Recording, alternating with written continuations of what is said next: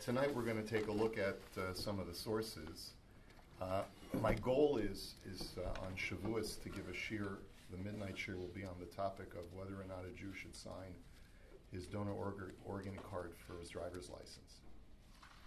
And in order to really get to that question, we have to really understand some of the issues behind organ donation and dispel some of the myths behind organ donation.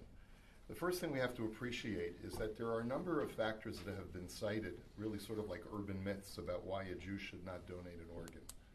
One of them is halana sames. You're not allowed to leave a corpse unburied in order to be able to harvest the organ. You're not allowed to do nivel hames, which is to remove an organ or to in any way mutilate the body of a Jew. You're not allowed to bury a person not whole, right? Because all of his organs need to be buried to each other, next to each other. So all of those arguments have been advanced. But the truth of the matter is that ein davar omed bifnei pikuach nefashos, that there really is nothing that stands in the way of pikuach nefesh.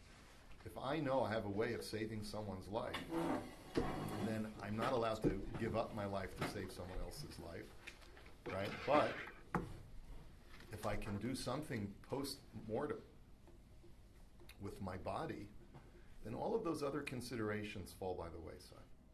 And that's an important thing to remember. But despite that, there are other considerations that are real that have to be taken into account. And so the two main questions that have to be taken into account revolve around the two types of organ donation. One is organ donation as a living person, and the other one is organ donation post-mortem. The issue of donating an organ while you're alive, which most commonly is done through by donating a kidney today.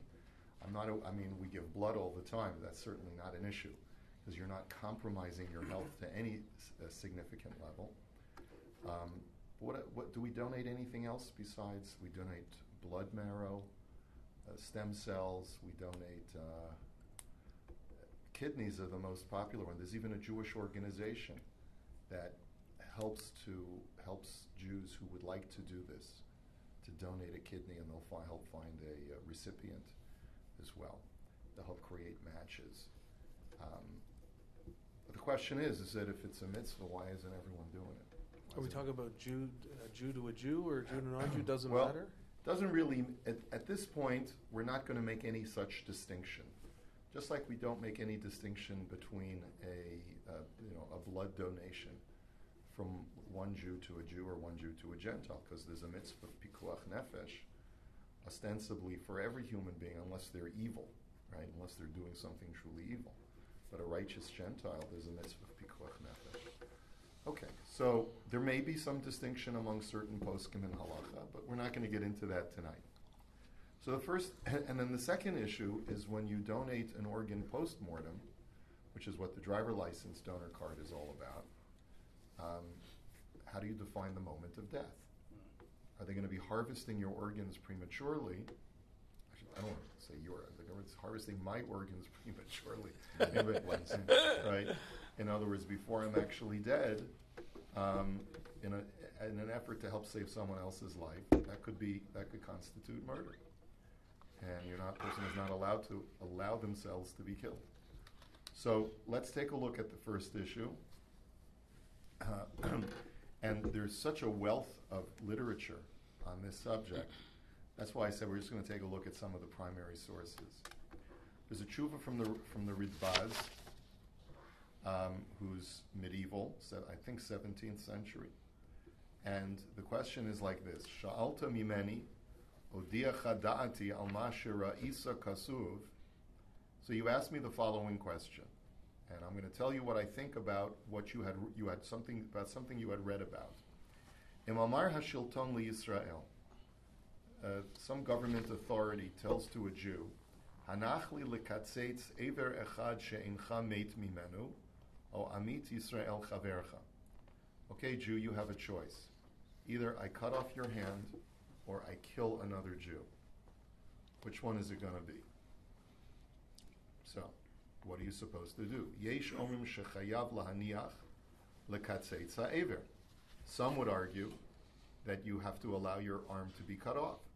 Hol ve'eno mate, since you're not going to die from that. Ve'haraya mida amrinan ba'avoda zara, chash be'inav mutter lekochla b'Shabbos, that the Gemara says that if a person has an eye ache, he's allowed to apply medication on Shabbos.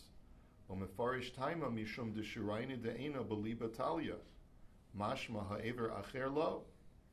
The Gemara says the only reason why you're allowed to violate rabbinic law, or perhaps even biblical law, is because some nerve in the eye or some kind of aspect of the eye is directly connected to the heart. And therefore, if you don't address medicinally the eye infection, you could die from it.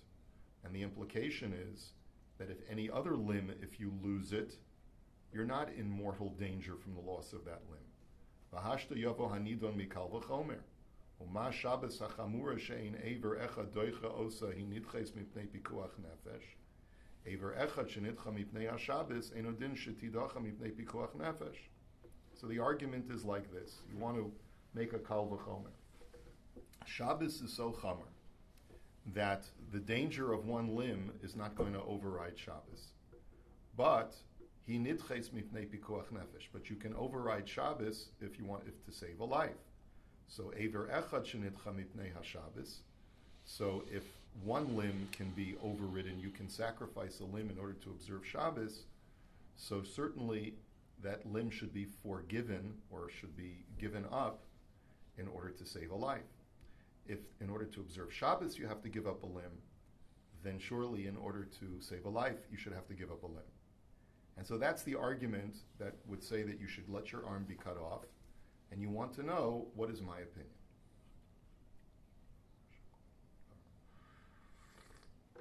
So he says, tshuva, zu midas chasidus. He says it would be an act of piety to let your limb be cut off. Avol ladin yesh tshuva, malas sakanat ever de Shabbos shekein ones, da asid mishamaya, ulefichach ein sakanas ever doicha Shabbos. Now, by the way, we paskin that Sakana Sever is Doicha Shabbos. He's giving an opinion that Sakana Sever is not Doicha Shabbos, but generally we paskin that a Sakana Sever is Doicha Shabbos. But in any event, we'll go along his line of reasoning. Any Aver? I mean, it seems that way. Even if a person's going to lose the use of any limb or any organ, you're allowed to be Machal Shabbos. It seems that way. But he says, I can give you a response to your logical argument that you just made a moment ago. He says, it may be true that according to some poskim, we don't allow the loss of a limb to override Shabbos. But that's because the loss of the limb is happening through no fault of anyone, because it's coming from heaven. Ulefichach ein sakanas ever doicha Shabbos. And that's why we have to accept Hashem's decree. The fact that He's causing me to lose this limb on Shabbos means that He doesn't want me to save it. He doesn't want me to override Shabbos. In other words, it's the same deity who ordained Shabbos is the same deity who ordained that I should have this problem with my limb.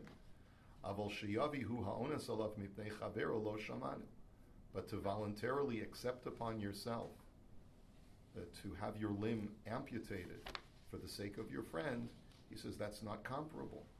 Hashem is the one who's diseasing your eye, but you're the one that's saying cut off my arm. In other words, it's up to you to say it. Visu. That's argument number one. Dilma al yedei chatichas aver afal pi she'ein haneshama tluya bo shema yetzim mimenu dam harbe diyamus. I have a second argument, and that is, you may think that the amputation of an arm is not a mortal injury, but you never know, because who knows, maybe you'll bleed out.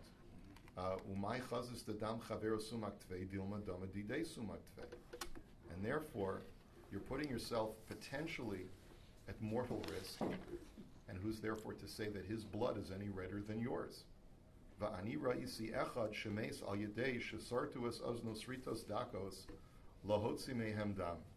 I am witness to a case where a person went to a physician and they made very light slits in his ear. I guess maybe they perceived that there was some bloating of the ear, some swelling of the ear. And in order to relieve the pressure, they made very, very fine slits, fine notches in his ear, I guess in order to drain the fluid and alleviate the pressure. And v'yatsa kol kachad shemes, and so much blood came out of his ear that the guy eventually died. V'harei ein lecha ba'adam ever kal ka'ozen v'kol shkein yachtuchu oso.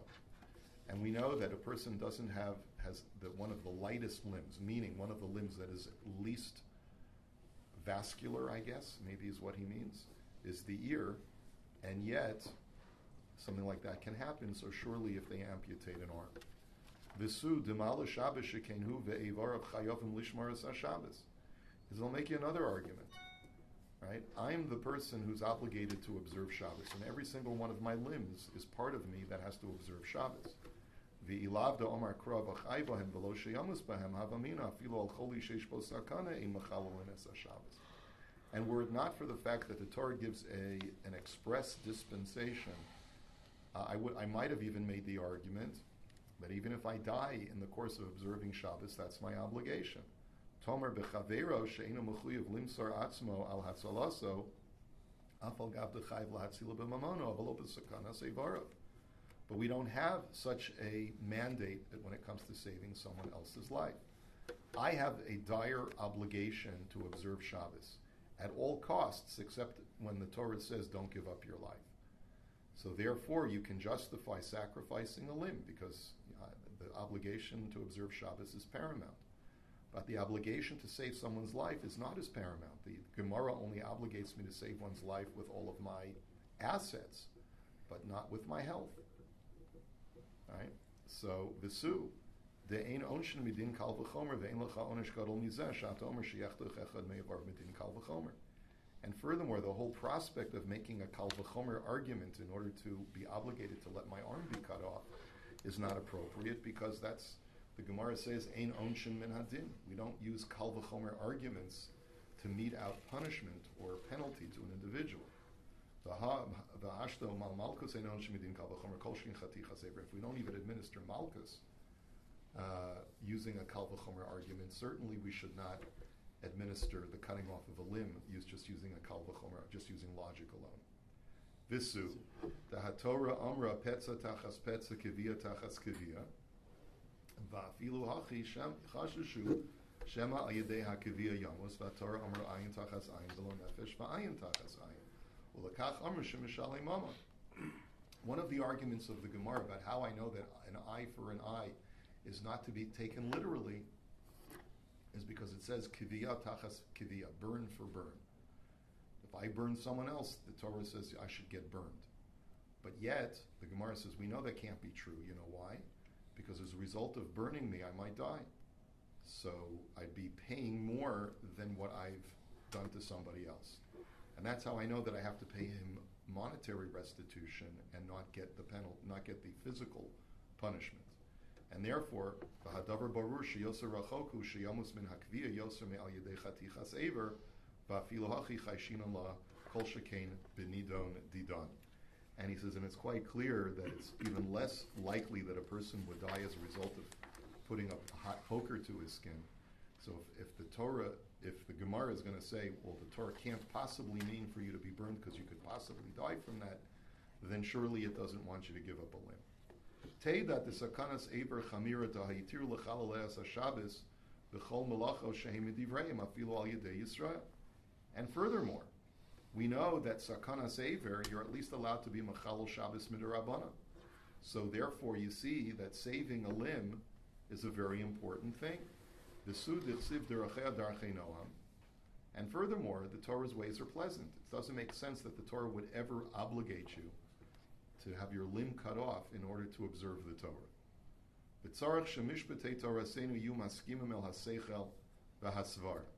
And it's necessary that our Torah should be in accord with logic and with basic common sense.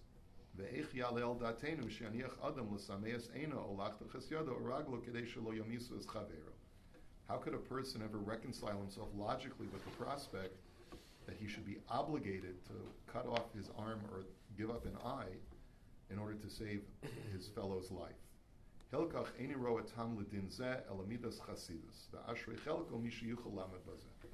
And therefore I cannot tell you that it's obligatory according to the law, But if you choose to do it, it would be an act of piety, and fortunate is one who can endure that kind of tribulation.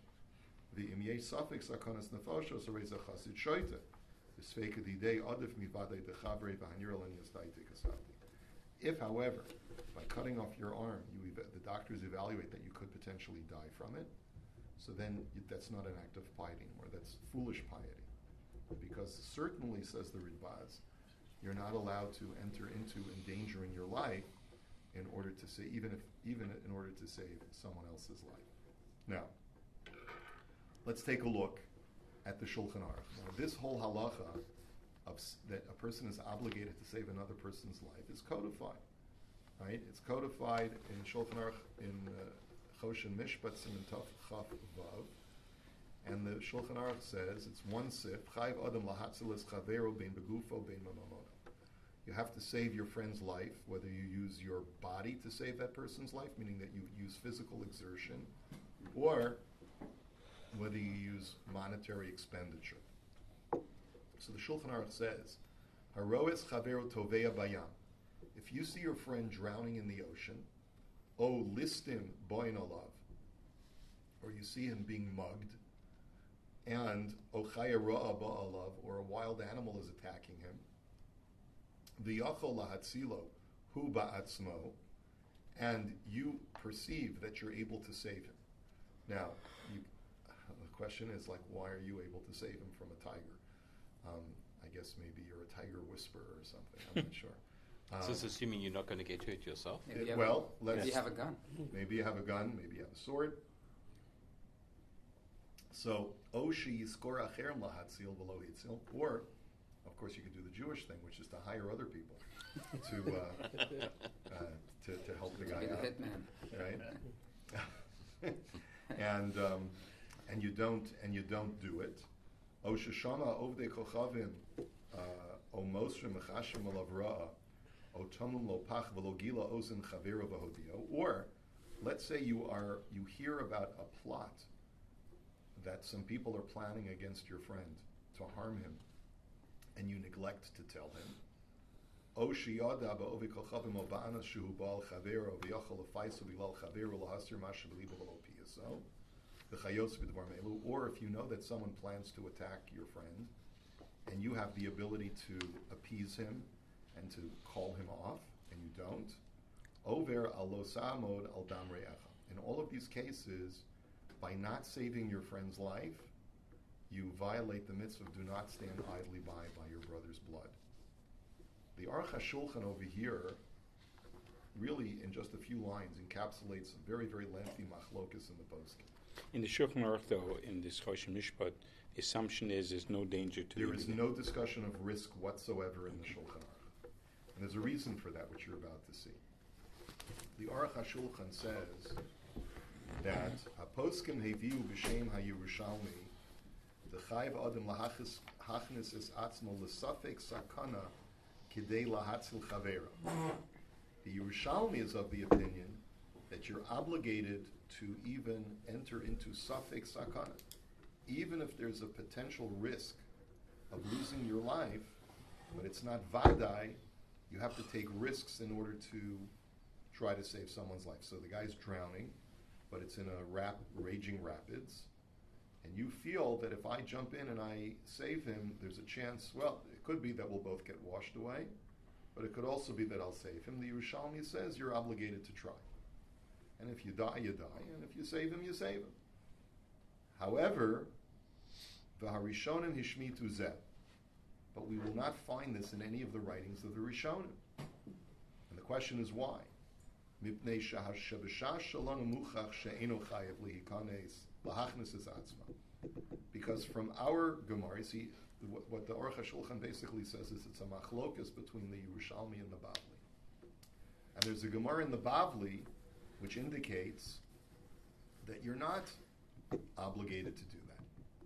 Umiyu akol lefi ha'inyan. Now, the Aruch HaShulchan does not tell us what Gemara in the Bavli that is. There's a whole discussion among the Achronim as to what Gemara that is. The Tzitz Eliezer talks about it. I did not quote that for you in the sheets tonight, but it's based on a Gemara. I can't remember it right now. I just looked at it fleetingly. But the Gemara over there, from inference, is mashma that if there's going to even be a suffix sakana, you're not obligated to endanger your life. Mihu hakol lefi ha'inyan, v'yesh lishkol ha'inyan befeles. But the Aruch HaShulchan says at the end of the day, it really all depends on the unique circumstances of the case. And you have to weigh things carefully. V'lo lishkol es atzmo yoser midai. And don't overly protect your safety. In other words, don't wimp out just because there's a tiny possibility that by jumping in to save that guy, you're going to be hurt in the process. There has to be real significant risk in order for you to exempt yourself. But if there's not significant risk, then, and you can save someone's life, then you're obligated to do so, even according to the Bavli. And we're still not differentiating whether it's a Jew or non-Jew, anybody is the matter. Correct, we have not differentiated. Uvazeh ne'amar v'shamer enu b'yesha Elokim. And that's why the pasuk says, "I will show such a person the salvation of God." Who does that refer to? Ask Chazal. Zehu shesamar chosov. This is a person who calculates his life. V'chol hamakayim nefesh miYisrael ki'ilu ki'eim olam mole. And furthermore, the Aruch HaShulchan says, anytime you save a Jew's life, it's as if you're saving an entire world. And certainly the language of nefesh achas miYisrael implies that we're talking about saving a Jew's life. So you should take risks, says the Aruch HaShulchan, as long as it's not a risk of sakanas nefashos mamish. How do you quantify that? Very difficult to say. And even the Aruch HaShulchan says you have to weigh things according to the unique circumstances of each case. And you may not be able to say, well, is there a 51% chance or a 27% chance? Sometimes it's impossible to know. You're saying you have to be as methodical as possible in weighing objectively the real factors. The Tzitz Eliezer, just commenting on the tshuva of the Ridbaz, says as follows: "Harei lamadnu b'divrei haRidbaz kama v'kama hilchos gevirta." We learned several very important halachos from the Ridbaz. Remember, the Ridbaz was the first thing that we saw tonight, that a person is not obligated to place himself in a potentially dangerous situation.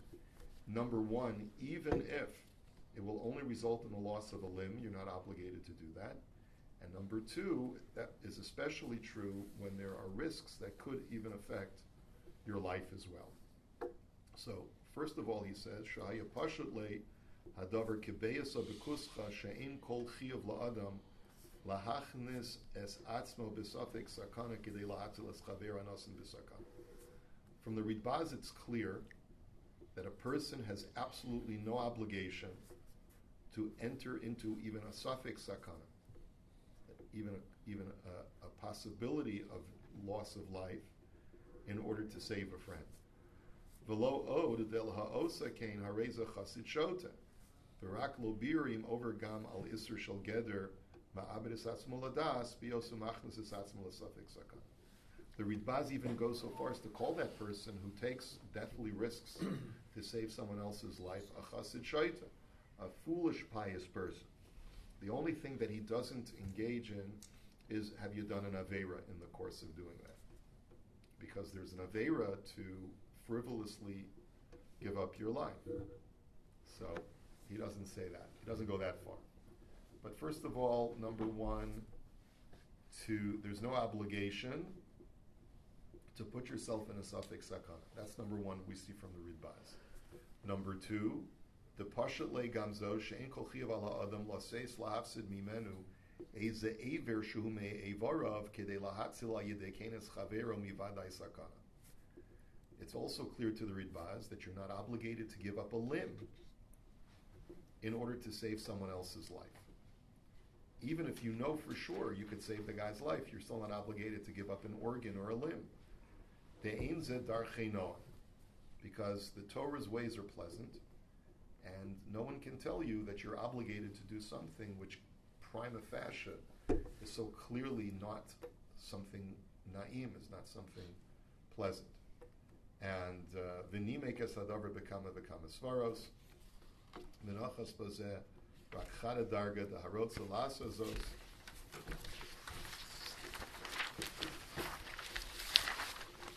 Lo b'shem chasid shalti yachuna ela ada rabamidas chasidus izos. But the Ridbaz had said that if a person chooses to do this, it is considered to be an act of piety. And fortunate is the person who is able to withstand this test and give up and let the oppressor cut off your arm.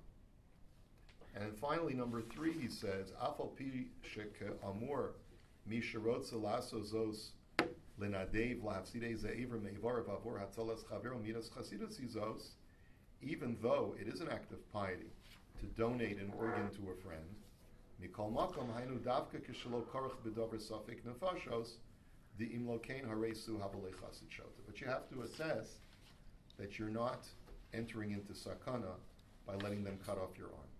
Because if you are potentially entering into sakana, then you go back to being not a chassid, but a chassid shaita. Okay, so the 3 things that the Tzitz Eliezer draws from all of this: number 1, if you endanger your life, not like the Yerushalmi says, if you endanger your life to save someone else's life, you're a chassid shaita. Number 2, if you donate an organ, you're not obligated to, but you're still called a chassid, you're pious. And number 3, that's only if, in the course of the donation of the organ, you're not endangering your life. But if you're endangering your life, you go back to being a chassid shaita. Okay. Later on, it's in the same tshuva. Much later on in that tshuva, the Tzitz Eliezer gets to very, very brass tacks, practical tachlis about kidney donation. Donating a kidney to someone. What's the name of the organization that we hosted them one evening? Remember? That they want you to sign, all the rabbis signed their driver's license or something. No. That's Halachic Organ Donor Society. I'm talking about, there's a local chapter in Toronto of an organization that encourages people to donate a kidney because there's a long list of people waiting to get a kidney. Some of our former members who've made Aliyah have donated kidneys in Israel. Yes, absolutely. Our son. Someone in our shul who donated a kidney to save someone else in our shul. And there was Rabbi Michalowitz just recently donated a kidney. A husband donated a kidney to his wife in our shul. So it does happen. He doesn't seem to. I don't. I haven't read the last part of it, but would the consideration be any different for a son or a daughter, or brother, sister, mother, father, as opposed to doing it just for a stranger? He doesn't make that distinction. Many parents would be willing to put themselves in serious life-threatening circumstances. What parent wouldn't do that for their child? A spouse? I got to think about it. Can you just turn this off? That was a joke. Okay. Forever engraved in the tape. All right. So now the Tzitz Eliezer says, I think he's writing this sometime in the 80s or 90s. I don't think this is it goes any later than that, for sure not. So in speaking to the doctors, when I presented this subject to them about kidney donation,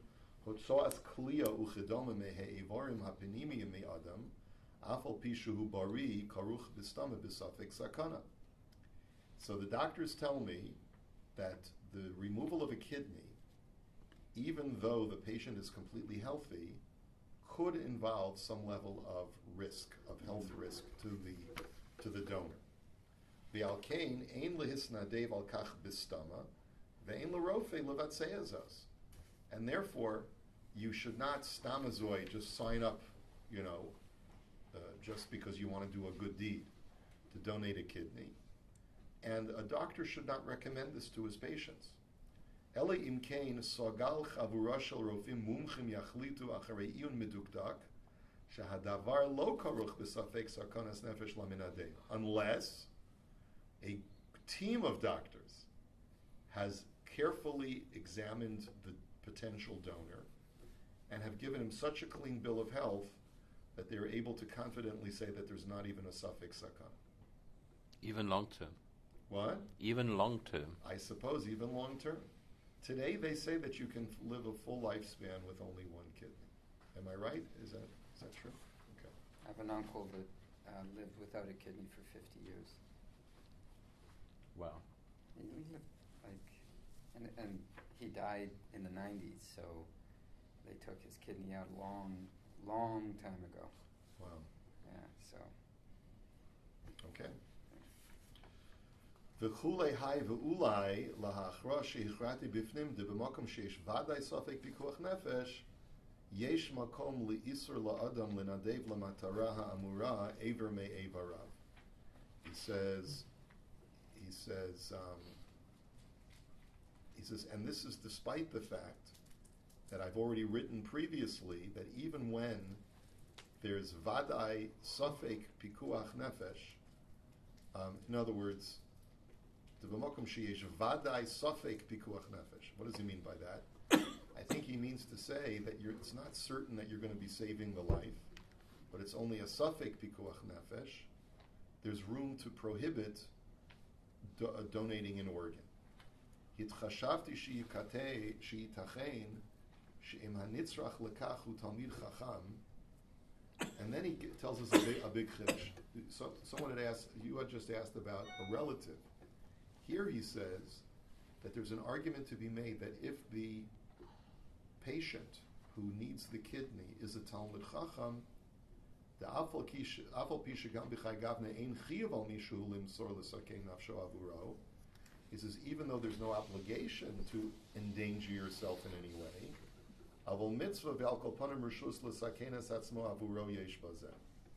But you are permitted to even enter into a safek pikuach sakanas nefashos if it comes to saving a Talmud Chacham. It comes to saving a great Rav or something like that. V'alkein b'domeh lemikra she'ira she'isha rotzeh la'achnisas atzma l'safek sakana l'nadev echat mikilyoteha lahatzalat b'na'al omei Torah she'mechusar be'ezak kloyos lo aleim.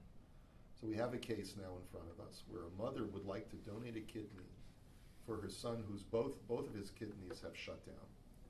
And she wants to donate one kidney to her son. And her son is learning Torah in yeshiva. Ef shalomar demutter lalaso zos ve'en kol iser l'sayeh bekach v'ula yesh od mitzvah bazeh. So then there's certainly no iser, even if it seems, he's saying, that there's a possibility of sakana involved for the mother. Why? Because you're supporting someone, you're potentially saving someone who has a lofty task at hand in that person's life. Leaves out the daughter, doesn't it, or doesn't it? What? It leaves out the daughter, or does it? He doesn't discuss a daughter, he just says a son. I'm not going to add to that. He just says a son. It's a bit, I also see it as a kind of generalization. When you're talking a mother and a young son, I mean, which of us don't have children in the day school system, right? So is that a Talmud Chacham learning Torah? What's your definition? Yeah, I mean, it's a valid point. It's a valid point. He says, "V'chili didi mima shira'isi b'sefer chasidim." I think the words "v'chili didi" means like I tremble, maybe.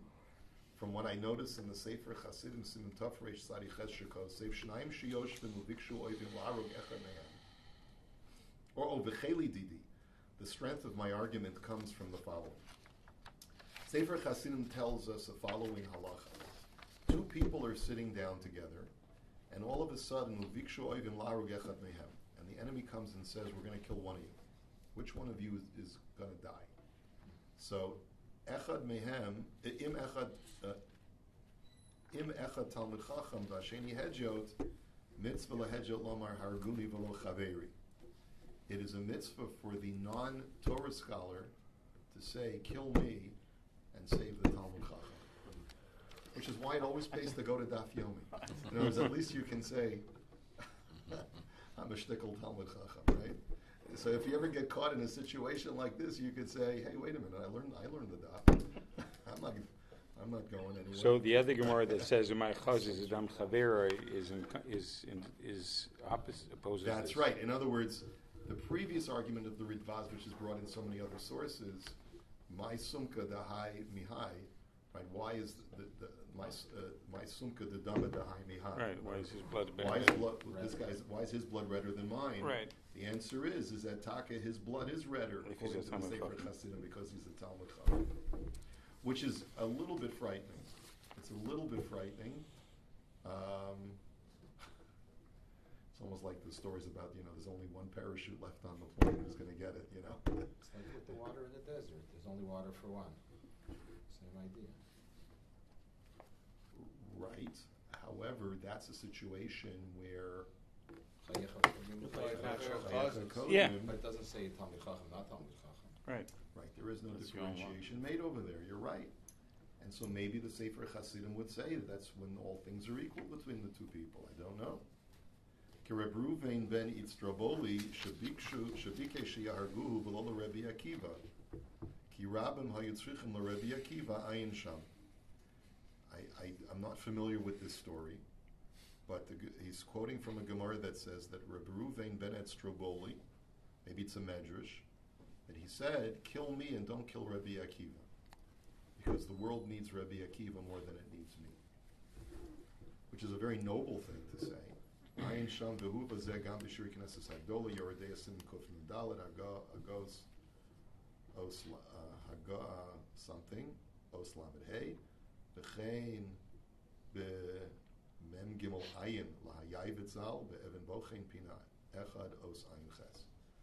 V'oz os hosiv lichtov hayai v'tzam ba'os pehei to be yodea b'birur shechavero talmid chacham kosher v'tzadik yoser mimenu v'chein b'shvil aviv v'rabo, that if you know for sure that your friend is a greater scholar than you, he's a greater tzaddik than you, or if you want to save your father or your rebbe, Rashai limsar atzmo la'ariga la'atzilo miratzin pasha o me'avash enatulia bedavar, then you're allowed to give up your life, even though normally you're not allowed to give up your life in order to save someone else, but in this circumstance you are.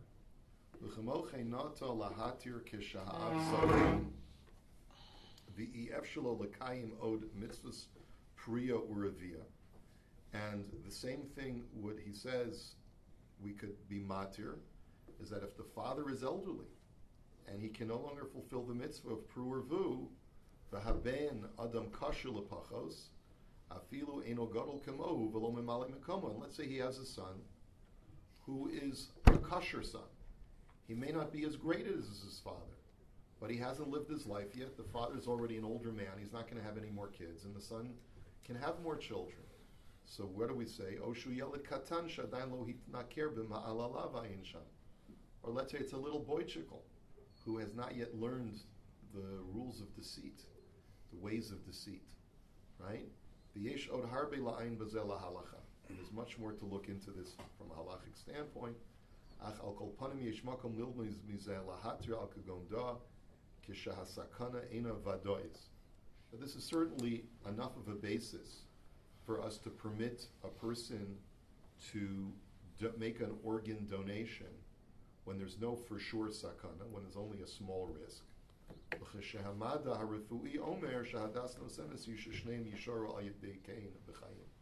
And when there's basis, if the doctors tell us that through this organ donation both patients will survive and live, then there's definitely justification. So to conclude, just to get the tamsit of what the Tzitz Eliezer says, is that he says that the only time that you should encourage a person to donate a kidney is A, if the doctors tell you that there's absolutely no danger to the patient. Or the danger is, no one can say there's no danger, but if they tell you the danger is minimal. Danger is minimal because we've checked you physically and psychologically, you're going to be just fine. Assuming everything goes okay with the surgery, then it's okay. It's okay, but we don't encourage it because it's only a midas chasidus, and we're supposed to encourage people to enter into dangerous situations. And then he says that another exception would be, even if there's a slight risk, you can justify the risk that you're going to take, provided that the recipient is a righteous person, or is a Talmid Chacham. In those situations, we can certainly justify even more so for a person to be an organ donor to that individual. Okay? So, that is why you will never hear, is it called, what's the name of the organization? I'm drawing a blank. That is why you will never hear someone say that we encourage people to donate their kidneys. That's not appropriate. We can provide you the information of what is involved in kidney donation, and we can just expose you to the reality that it exists. And if a person says, I would like to be a chassid, and I would like this organization to find me a donor, so then they will help you. Okay, so that's the issue of risk involved in organ donation when you're dealing with a living patient. You're not thinking of HODS, right? That's the halachic organization. What's that? HODS, the halachic organization. That's not what you're thinking of. No. Jewish kidney donation. Yeah, I came up with HODS. Give me a second. Okay, so Ad Kan, the first part. Second part, just to take a look, just to touch on our sources. Harvesting organs from the deceased. What I'm not going to get into tonight is the ethical issue which should bother every single Jew who, as a policy, or as a community as a policy, if we don't allow our organs to be donated, let's see, what is it called? Renewal, that's what it's called. It's called renewal. And there's a chapter in Toronto called Renewal Toronto.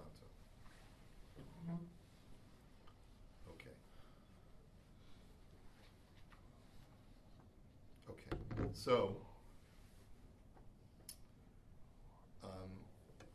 and Rabbi Moshe Tendler, Rav Moshe's son-in-law, has spoken about this point. And the point is, some may argue that it's meta-halachic. It surpasses the halachic discussion, but it needs to be taken into consideration nonetheless. There are a number of poskim who say that if the only way to harvest an organ is that the heart must still be beating, and that still seems to be the technology, at least vis-a-vis the heart and vis-a-vis other major organs, it seems to be that as of now you can harvest the skin, the cornea, and even a kidney after the heart has stopped beating. But, and Shmuel, correct me if you have other information, but other major organs, such as the heart, the liver, the pancreas, and things like that, you can only harvest them while the heart is still beating and there's vascularity, there's circulation still going through them in order for the transplant to take. I think they're working on new technologies all the time in order to be able to allow organs to be harvested even after cessation of heartbeat. But currently, that's not the current technology. The problem is that once the heart stops beating, the circulation stops, the organ starts to destroy itself. So you end up having a damaged organ. I once saw a paper where they actually did do that kind of for the kidney, that they actually tried to do that after harvesting the kidney after the heart stopped, and they had some success, but the kidney starts to destroy. It's called autolysis, I think it's called. I'm not up on the recent literature on transplantation. Okay, so the moral question becomes: if the heart stops, We're okay putting ourselves on organ donor lists to receive organs, but we're not okay putting ourselves on organ donor lists. And so therefore, Jews as a demographic receive more organs than we donate. Israel currently, perhaps it's beginning to change, but has one of the lowest rates of organ donation per capita. That's a no-brainer. I mean, it's not as low as certain other Middle Eastern countries, but it's definitely one of the lowest in the world. And that should be of concern to us, because if the rest of the world is donating its organs, why should we be right? Why should we be not doing the same kind of activity? So remember, the issue that we have to deal with now is the halachic issue. But we have to find out, what are the halachic issues? It's got nothing to do with nivel hames. It's got nothing to do with mutilation of a corpse. It's got nothing to do with burying a person intact. Because when it comes to pikuach nefesh, none of those are considerations. And certainly, you can sign up to be an organ donor. A lot of times they'll say, if you're going to be an organ donor, if we don't have any recipients available, we'll just harvest your organ and use it for research, right? You can opt to not be a donor for that. You can opt to only be a donor for saving a patient's life. But then we have to figure out, is it still kosher? Is there a halachic basis for either saying that it's mutter or that it's usher?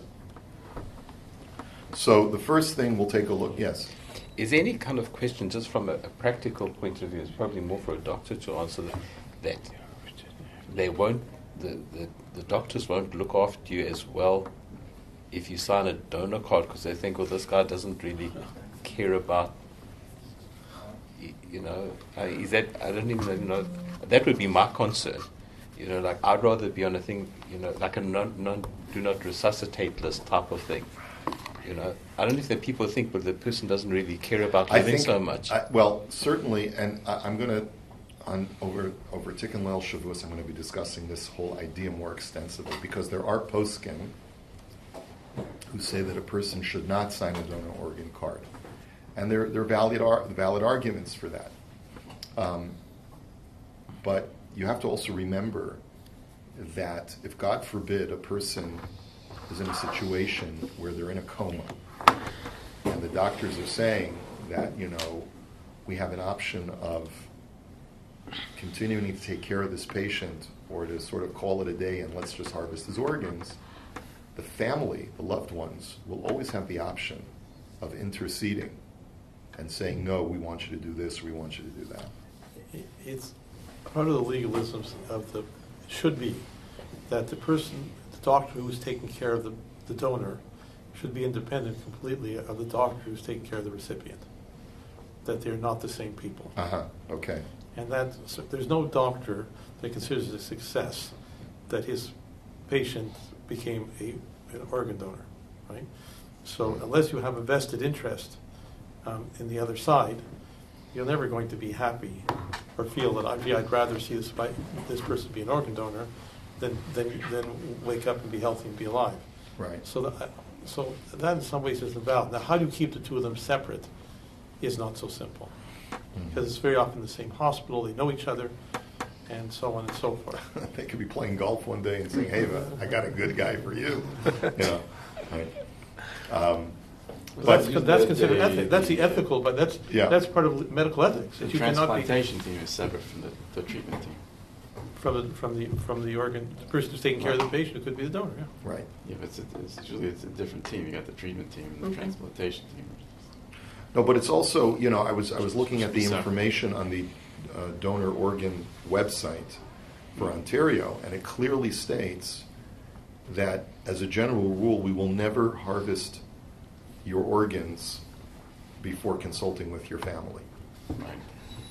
Right? So even if a person consents to be an organ donor, if your family, assuming that you have a family and assuming that your family will speak up for you, they'll be able to stop them from doing anything that will hasten your demise. Right, so the family can object. Even if you sign the card, even if you sign the card, the family can object. Sign, the family can object and stop Yeah. in Ontario. Right, but what we're trying to establish is the individual himself, halachically, can he sign up? Is he allowed to do it? Right. Okay, so what's important to appreciate in the beginning of this discussion is that this halacha has evolved as the medical technology has evolved. In 1968, when Rav Moshe Feinstein was first asked this shaila, he wrote a lengthy tshuva, but at the beginning of the tshuva, what did he say? He said, "B'dvar ha'she'ela b'hashtolas halev l'choyle mi'ish acher she'ischilu harofim achodim la'asozeh." He says, regarding a heart transplant, that some doctors have already begun doing this procedure. You know that it started in South Africa. What was the name of the first? Christian Barnard. Christian Barnard. Okay, nice Jewish boy. Okay. Eini rotze laharich berayos of isfaros of pilpula. I do not wish to engage in lengthy discourse. Ki ani omer shekol hamosif lefalpil lahavi rayos hu kigoreya. Because the more you do this, the more you're creating damage. Shemash mishitzarach al zerayos mishum shelo pashit kol kach v'yavo lahakel omar shikal amifrach. He says, because the more arguments you provide, the more people will come along and say, oh, you see, it's nish pashit. You see, you have to go through all of these lengthy arguments. Anytime you need to go through lengthy arguments to prove point A, it could be that point B is really the emes. Or it could be there's room to be makel. Ve'avshiyu b'divrei hevel maklish zekvar. And he says, "V'yomru ki harabanim chalukim b'zeh shelachein shaykh lahakel chas v'shalom." And he says, even though the challenges to the arguments might be nonsensical, but the very fact that you find that people are disputing and arguing the point back and forth would already be room for people to start saying, "Oh, maybe we can be makel."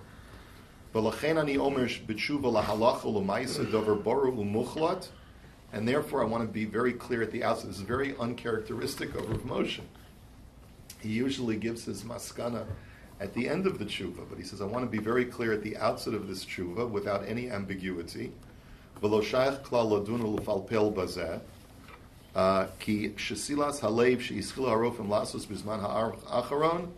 And this is a real underlined sentence. Rav Moshe says it's murdering two patients.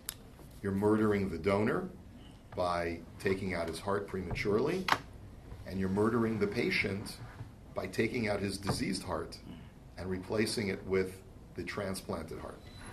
How does he say that part? I mean, you might be saving the guy who's getting the heart. Yeah, but you're killing him because you're taking out his heart. And he's saying his life expectancy is greater with his diseased heart than with the transplanted heart. Correct, as you'll see. Shohargin biyadayim esmi shalakhu mimenu halev ki yadayim hu chai lo rak al pi dinei hatorah shenim salanu chashivus misa. He says, number one, the donor you're killing, as long as the heart is still beating, and that's not only true according to halachic criteria. Ela af l'divrei harofim sheyesh mehem shemagidim ha'emes omrim shadayin hu chai. But this was still, the Harvard protocols, I think they were called, were designed just as this tshuva was being written. And these Harvard protocols said that as long as there's brainstem death, the patient is dead. But Rav Moshe says that's a disputed point. Even doctors today still say if the heart is still beating, the patient is alive. Avol mitzad rishusam ein choshishim l'chius zeh shelo shu rak chayesha. But out of their wickedness, they don't reckon with that small remnant of life when the patient is comatose and in a vegetative state. And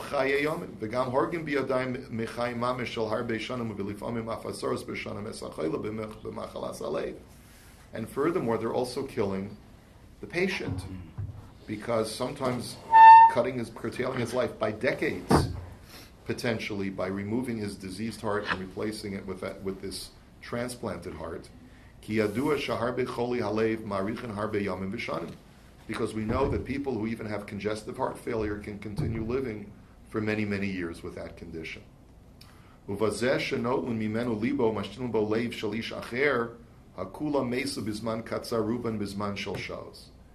this is indicative of the technology that Rav Moshe is dealing with.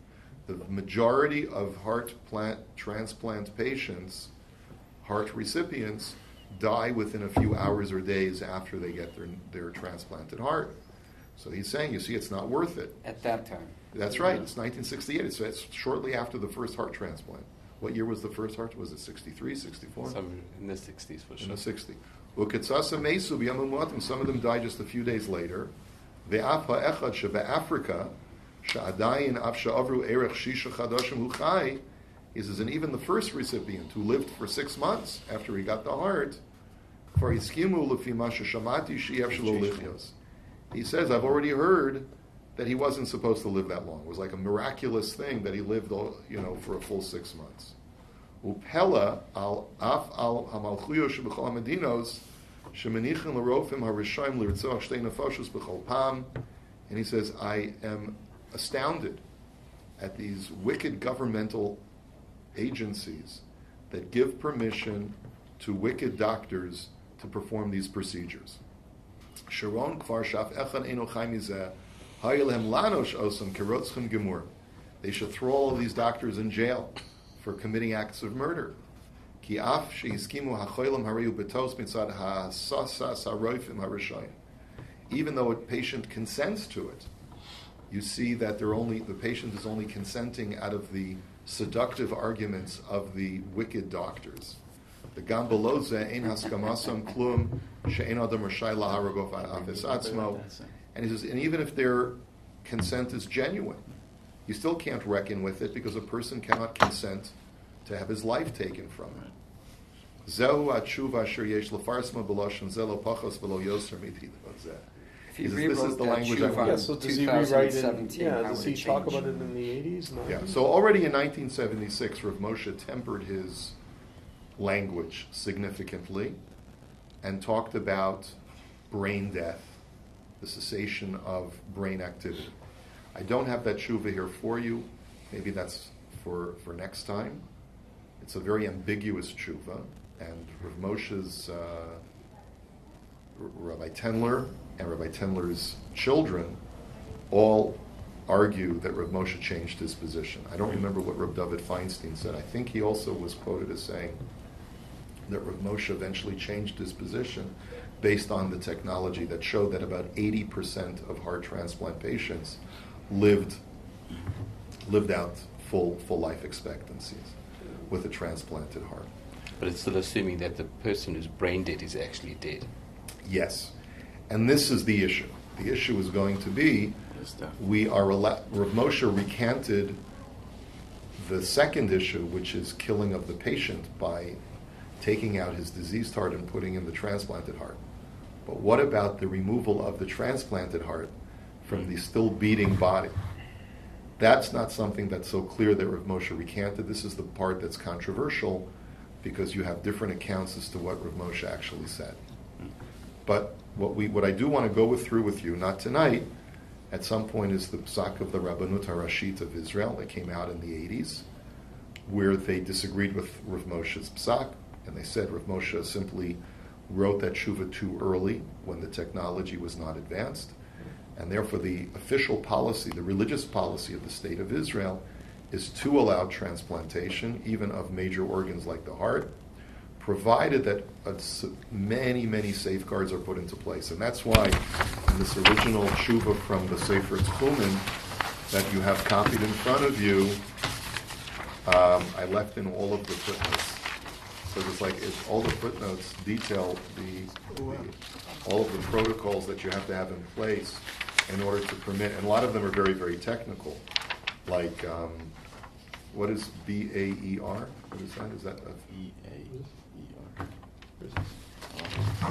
Protocol It has to do- Bayer. It has to do with brainstem Brain death. activity. Yeah. It's on. Second This one right here. base. 6. Item 6.